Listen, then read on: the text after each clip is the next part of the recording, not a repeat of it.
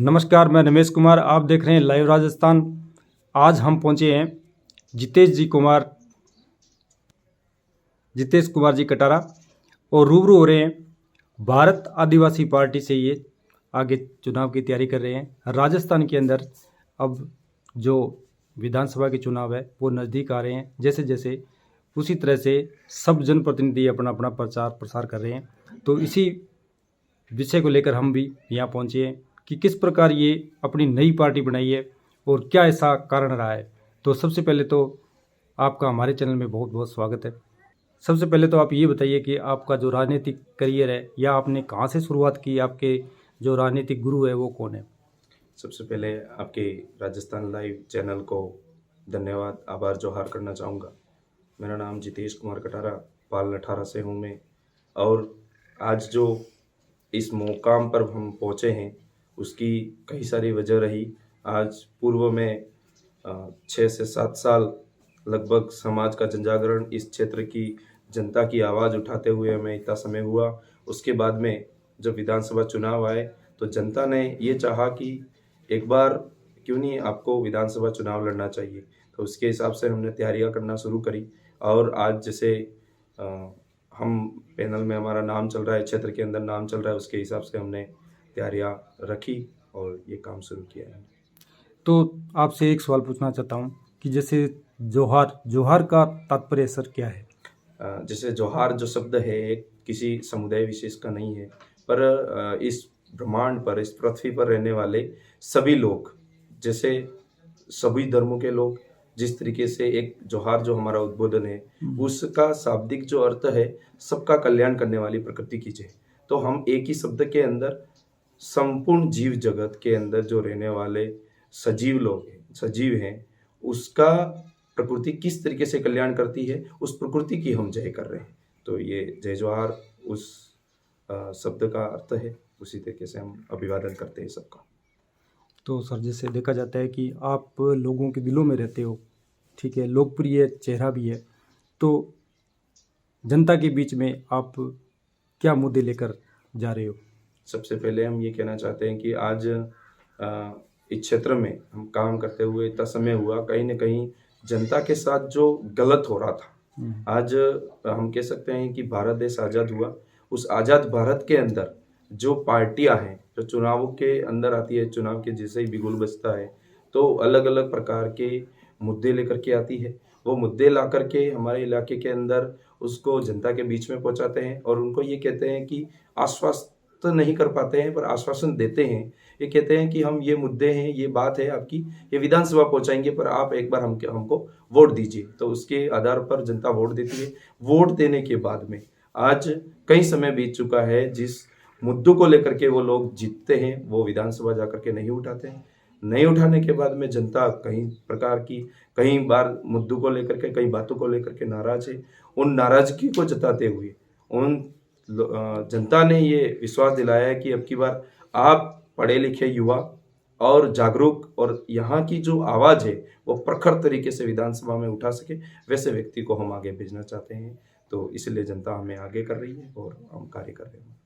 तो सर ये बताइए कि जैसे पार्टी जैसे बनाने का जो था निर्णय वो बहुत अच्छा है, लेकिन बनाने की क्या आवश्यकता पड़ गई आपको? ऐसा क्या हुआ था? जी, सबसे पहले जो पार्टी है भारत आदिवासी पार्टी, हाँ जी।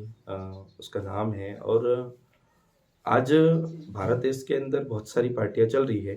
हमारे शेड्यूल एरिया के अंदर भी बहुत सारी पार्टियां हैं, जो राष्ट्रीय पार्टियां हैं, क्षेत्रीय पार्टियां हैं वगैरह सारी चीज़ें हो रही है। उसके अंदर पार्टी नहीं बनाने के कई सारे मुद्दे हैं, पर जो मुख्य मुद्दे हैं उसके आधार पर हम बात करना चाहेंगे कि जो कांग्रेस बीजेपी के जो पार्टियां हैं उसके अंदर जो कैंडिडेट होता है पर्टिकुलर किसी विधानसभा का, वो कैंडिडेट हाईकमान के द्वारा तय होकर के आता है। वो ये मैटर नहीं करते हैं, वो ये नहीं देखते हैं कि जनता क्या ये कैंडिडेट पसंदीदा है या नापसंद है। वो सिर्फ थोपने का काम करते हैं, उसके माध्यम से कैंडिडेट लाते हैं। भारत आदिवासी पार्टी के अंदर यहाँ की जनता पर्टिकुलर जिस विधानसभा क्षेत्र के अंदर जो कैंडिडेट खड़ा करना चाहते हैं वो वहाँ का लोकप्रिय होना चाहिए, वहाँ की आवाज़ उठाने वाला होना चाहिए और वहाँ उसको जनता जाने और विश्वास करके उसको आगे बढ़ा सके, वैसा व्यक्ति वो खुद जनता तैयार करती है। तैयार करने के बाद में वो आगे भेजने का निर्णय करती है। तो भारत आदिवासी पार्टी के अंदर जो कैंडिडेट है वो जाजम से, वो हमारे क्षेत्र से तय होता है, ताकि वो जाकर के विश्वास के आधार पर वहाँ विधानसभा जाकर के आवाज़ उठा सके। तो मतलब जैसे आप अदर जो कैंडिडेट है उनसे आप अपने आप को मजबूत कैसे मानते हो? जो राष्ट्रीय पार्टियों के जो कैंडिडेट है अभी हाल में आएंगे, हम जैसे उनके जो अ, वादे थे, जो वादे इस प्रकार के थे कि वो विधानसभा चुनाव जब आते प्रचार करते हैं तब ऐसा समझ लेते हैं कि हम ही आपके काम पूर्ण करवाएंगे। पर बात ये होती है कि जनता आज 1 बार, 2 बार, 3 बार ऐसे करते-करते 70 से 75 साल हो चुके। तो इस क्षेत्र की जो जनता है वो ये कहना चाह रही है, ये मांग कर रही है कि हमारे जो नेता हैं, हमें जो मुद्दे देकर के चुनाव जीत करके चले जाते हैं, फिर उसके बाद में जब चुनाव जीतने के बाद में वो जनता के प्रति जवाबदेही नहीं होते। जवाबदेही ये कह सकते हैं कि एक किसी नेता ने बोल दिया कि हम ये करवाएंगे, जीतने के बाद में वो चले जाते विधानसभा, पर जनता को वापस आकर के ये नहीं बताते कि हमने ये काम किया। तो जो राष्ट्रीय पार्टी के अंदर जो नेता है वो जवाबदेही नहीं रखते हैं। जवाबदेही नहीं रखने की वजह से जनता नाराज है। उस नाराजगी को जताते हुए हम ये कह सकते हैं कि उन राष्ट्रीय पार्टी के जो उम्मीदवार है उनसे मजबूत है।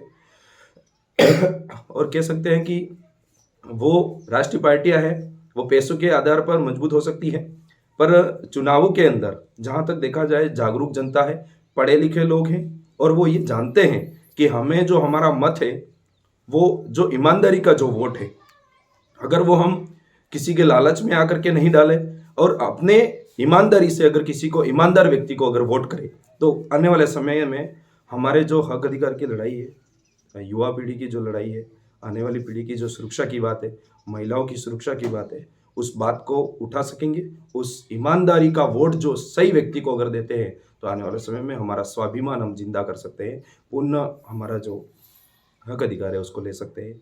ये बात लेकर के हम लोग निकले हैं। इसी आधार पर हम दूसरे जो कैंडिडेट है उससे अपने आप को मजबूत समझते हैं। और चुनाव के अंदर जैसे पैसों की बात है, तो पैसों के आधार पर चुनाव नहीं लड़ा जाता है, जनता के जनसहयोग के आधार पर चुनाव लड़ा जाता है, तभी हम अपने आप को मजबूत मानते हैं।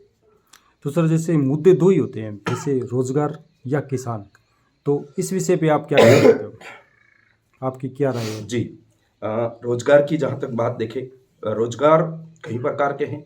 जो पढ़े लिखे युवाओं के अलग रोजगार है, जो आज किसान हैं, जो आज मजदूर लोग हैं, उनके अलग अलग रोजगार है। हमारे इलाके के अंदर एक इलाका पूर्व में इतना सक्षम था कि सारी चीज़ें हमारे यहाँ मिल जाती थी। उसी इलाके को, उसी अनुसूचित क्षेत्र इलाके को आज इन लोगों ने मालिकाना हक रखते थे उस समय में, जिसे मालिकाना कह सकते हैं कि सारी चीज़ें हमारे इलाके में भी पकती थी और उससे हमारा जीवन यापन चलता था। पर आज वो स्थिति हो चुकी है, आज वही इलाका मजदूर इलाका बन चुका है।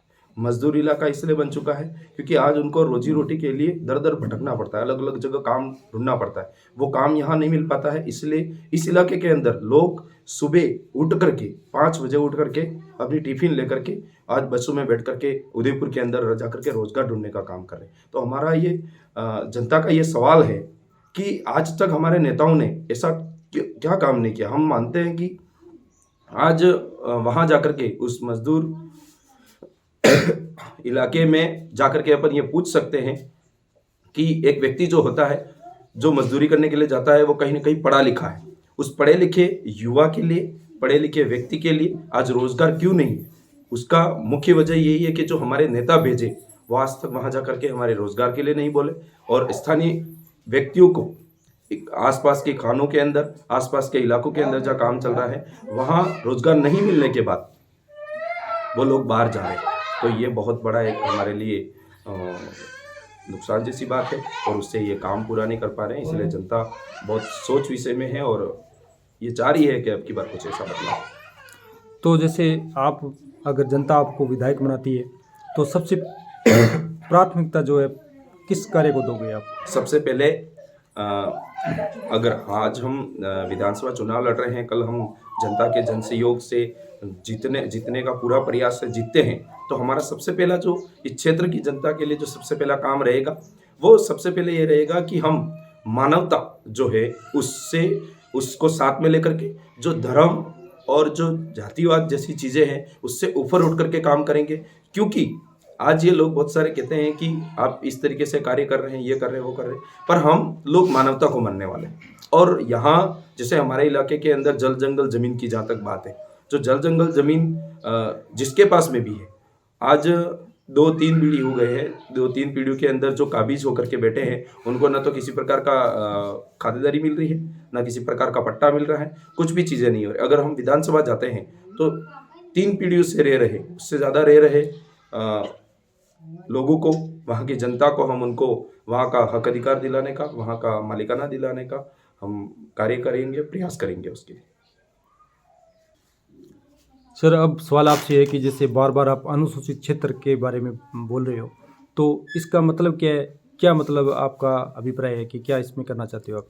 अनुसूचित क्षेत्र की जहाँ तक बात आई है और हम लोग बार बार उसका जिक्र करते हैं, अनुसूचित क्षेत्र दक्षिण राजस्थान के अंदर रिजर्व्ड एरिया है, जिसके अंदर रहने वाली तमाम जनता जो कहीं न कहीं अपने हक अधिकारों को, अपनी संस्कृति, अपनी वेशभूषा, अपनी बोली भाषा को लेकर के जीवित है, अपने हर प्रकार के जो रोजगार है उसको लेकर के जीवित है। बात यह है कि अनुसूचित क्षेत्र के अंदर हमारे जो मूलभूत हक अधिकार है वो हमें नहीं मिल पा रहे हैं। जैसे बात की जाए कि हमारे क्षेत्र के अंदर जैसे जसवंत झील बनी हुई है, तो उसका जो पानी है बनाने के लिए जगह हमने दी, यहाँ के लोगों ने दी, यहाँ के लोगों को ये कहा गया कि आपको यहाँ का पानी पिलाया जाएगा, पर वो पानी तमाम क्षेत्र के अंदर नहीं पिला करके वो पानी एकत्रित करके किसी और जगह ले जाया जा रहा है। तो हमारी ये मांग है, अनुसूचित क्षेत्र की ये मांग है कि यहाँ की जनता को सबसे पहले पानी मिले और उसके बाद में बचता है तो आगे के लिए देवे। और दूसरा जो है, अनुसूचित क्षेत्र सरकार ने बढ़ाने के बाद में उसका मापदंड नहीं दिया कि इसके अंदर किस वर्ग को, किन लोगों को कितना हक होना चाहिए नौकरी पेशा के अंदर, तो वो नहीं बताया और उसका हम ये कार्य करने का प्रयास करेंगे। और दूसरी बात यह है कि जैसे TAD, ट्राइबल एडवाइजरी काउंसिल जो है, उस डिपार्टमेंट के अंदर सबसे बड़ी बात है कि आज कौन व्यक्ति बैठे हुए हैं जो इस क्षेत्र का, इस सीट का है ही नहीं, वो व्यक्ति वहाँ पर बैठा हुआ है। जब हमारी सीट का वो व्यक्ति ही नहीं है, वो उससे एलिजिबल नहीं है, तो वो व्यक्ति उस सीट का गलत फायदा उठा करके इस क्षेत्र की जनता के साथ में, अनुसूचित क्षेत्र के साथ में बहुत बड़ा खिलवाड़ कर रहा है। इसीलिए आने वाले समय में हम विधायक बनते हैं तो ये कह सकते हैं कि TAD का जो बजट है वो यहाँ की जनता कहे अनुसार हम उसको सुचारू रूप से यहाँ बजट खर्च करवाने का कार्य करेंगे, उसके लिए प्रयास करेंगे और मूलभूत जो सुविधाओं से वंचित लोग हैं अनुसूचित क्षेत्र के अंदर, उनको मूलभूत सुविधाओं से दिलवाने का प्रयास करेंगे। ये कार्य रहेगा। तो ये थे भारत आदिवासी पार्टी के भावी उम्मीदवार जितेश कुमार जी, जिन्होंने अनेक योजनाओं के बारे में और आगे जो एजेंडे हैं उनके बारे में बताया। तो समय देने के लिए आपका बहुत बहुत धन्यवाद। धन्यवाद। आभार।